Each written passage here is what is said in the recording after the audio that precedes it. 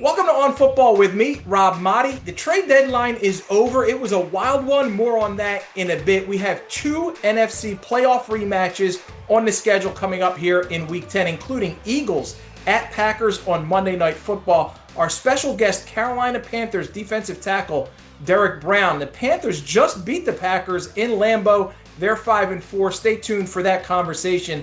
The New York Jets stole the show at the trade deadline. They traded their two best defensive players, two-time All-Pro cornerback Sauce Gardner and three-time Pro Bowl defensive tackle Quinnen Williams. Sauce goes to the Colts, Quinnen goes to the Cowboys, and from the Jets' perspective, you're 1-7. They haven't been a winning team with both players. They've been losers for years, so I get that you're breaking it up. You're getting 3 first-round picks in return, hopefully setting themselves up to get a franchise quarterback in one of the next 2 drafts. But on the other hand, you've got Sauce Gardner and Quinnen Williams, 2 young players, cornerstone pieces that franchises usually build around, and you get all this draft capital, and what's your hope? That you can draft players who are as good as Sauce Gardner and Quinnen Williams. I can understand why New York Jets fans are always frustrated.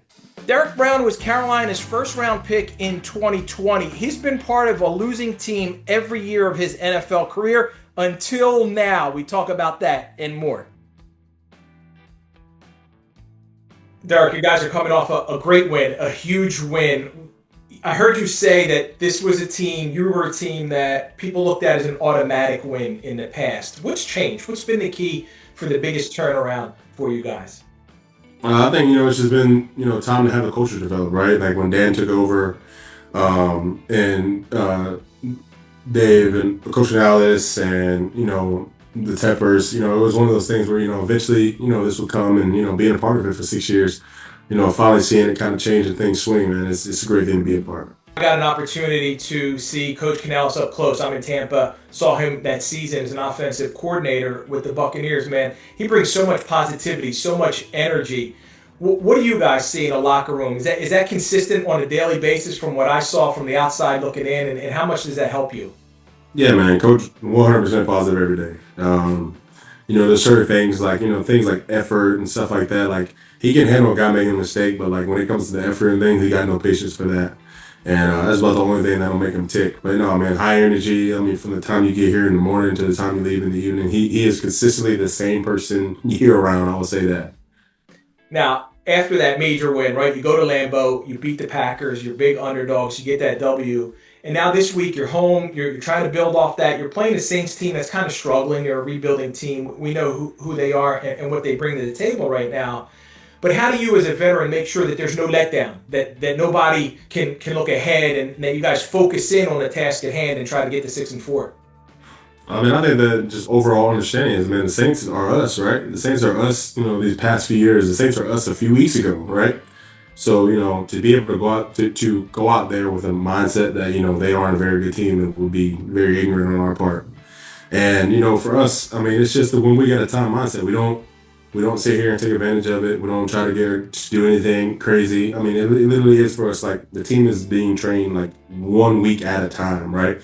Because, I mean, a week ago, or 2 weeks ago, we got beat bad by home by Buffalo, bounce back, be able to get a win in Lambeau. And it doesn't have to be pretty, but it just needs to get done. And, I think that's kind of the mindset right now with the team is just get it done. Like, we're not sitting here, saying that, we're the greatest in the world, but, I mean, if you get us in a dogfight, we damn sure going to fight. You just mentioned that loss to Buffalo. That's a huge loss, right? It can be embarrassing, disappointing on so many levels. And we've seen teams in the past, like when you get beat that way, things can snowball, they can steamroll and can go downhill. Was there something said? What happened in that week, in that short span from losing to Buffalo to getting to go to Green Bay and doing what you were able to do?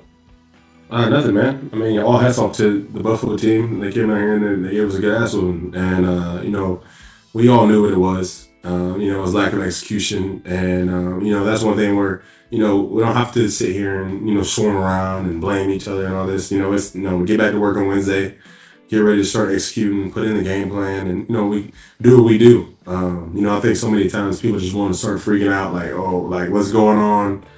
And that's just not the narrative that coaches instilling in this team and as leaders that we're preaching. One day right now is just 1 week at a time, man. You can't look too far in the future, or you're gonna miss out on everything right now.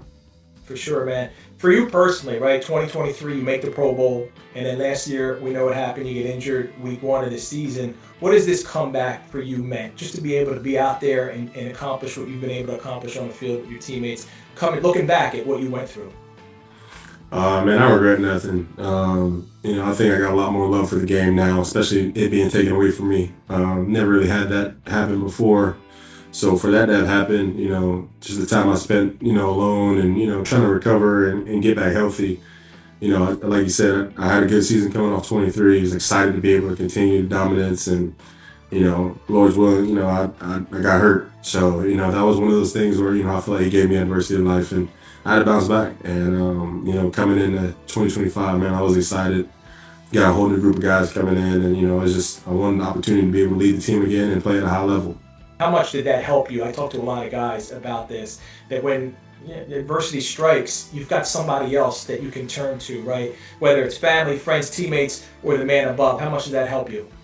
Man, a lot. I feel like, so I don't think it's probably the worst part was, I was sitting there and, I just had surgery that week. We went out and we beat Vegas and I was so happy for the team, but like, I just felt like so distant from the team. And that was a hard thing for me, especially being in the locker room for as long as I have. And, that was that. I mean, that was tough. And then being away for another week doing rehab in LA, like, it was like, damn, I just want to get back with the guys.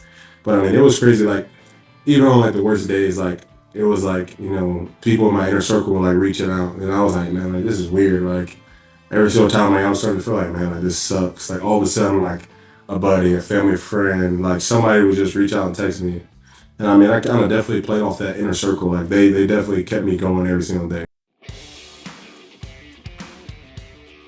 Time for some pro picks. The 4-pack had its first losing week against the spread. My apologies for that. Yet overall, we're still 26-9-1 straight up, 24-12 against the spread. My best bet this week is a playoff rematch that's kind of lost its luster. The Lions are 5-3. They're at Washington. Commanders are 3-5, but they won't have Jaden Daniels after he suffered that gruesome elbow injury. Lions are 8-point favorites. Now, last year, the Commanders, they spoiled Detroit's 15-win season with a huge upset in the divisional round of the playoffs, but nothing's gone right for Washington since. They went on the road to Philly in the NFC Championship game, got destroyed. They're losing this year. The Lions not only seeking to avenge that playoff loss, but they're coming off a home loss to Minnesota and J.J. McCarthy.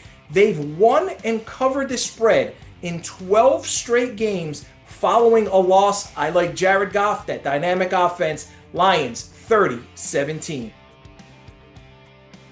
The upset special is that other NFC playoff rematch from the NFC wildcard round last year. The 6-2 Eagles, defending Super Bowl champions, they're on the road Monday Night Football at Green Bay. Packers are 5-2-1 coming off that loss to Carolina. This is the tush-push game. We all know by now that the Packers were the team that submitted the initial proposal to ban the tush-push, Phillies version of the quarterback sneak. Ultimately, they fell short by 2 votes of banning it.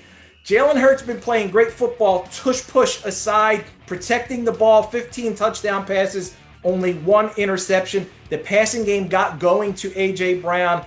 Saquon Barkley and that run game were terrific in their last game before the bye. And now, since they last played a football game, the Eagles have made 3 trades. The big one, they get an edge rusher, Jalen Phillips from Miami. He's going to get after Jordan Love. Micah Parsons, a familiar opponent for the Eagles, and Lane Johnson on the right side of that offensive line. Well, he's going to play the Eagles for the first time since he was traded to Green Bay. Disappointing effort last week for the Packers at home against Carolina.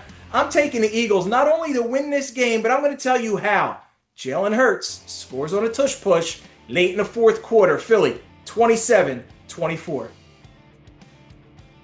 Next, I'm looking at Buffalo 6-2 at Miami. The Dolphins are 2-7. Bills are 9.5-point favorites. Now, after beating the Chiefs last week, Josh Allen and the Bills, they just can't overlook a terrible football team in Miami. The Bills face Tampa Bay next week, but they got to take care of business. There are several trends that favor Miami. The Dolphins are 10-2 straight up and 9-3 against the spread with Tua Tagovailoa as their quarterback. in the second straight game at home or beyond that. So that's the scenario they're in now. But this is a different Dolphins team. They're absolutely atrocious. They fired their GM. That's just step one of the rebuilding process. I'm taking the Bills 30-17.